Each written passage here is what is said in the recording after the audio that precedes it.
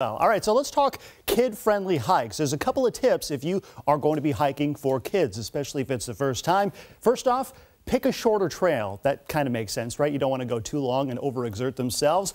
This was interesting. Choose water over views. That is to say, not necessarily a destination hike, because you might not make the destination and end up being kind of disappointing. If you choose water, especially if it's like a river, you might find a bunch of cool places, a lot of little niche places around the hike that will keep everything interesting. Stop often, especially for food breaks and snack breaks.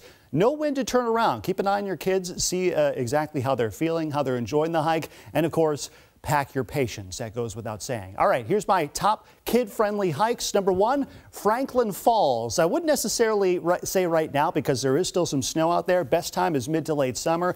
Beautiful water views, and it's just 2 miles round trip. Now, that's a pretty popular hike. If you want one that's a little less popular, head up Highway 530 just east of Arlington to the Boulder River Trail. You get a really cool waterfall just like this. The trail is a lot longer than 2.5 miles, but it's just 2 miles just to get to the actual waterfall itself. The Nisqually National Wildlife Refuge between Lacey and DuPont. Very cool place for migratory birds, beavers, frogs, and weasels. It's best any time of the year, as well as Ruby Beach. Best summer and early fall just because the weather's a little bit nicer. Tends to be a little bit crowded, but there's very little hiking involved. Coastal views, sea stacks, as well as sea critters.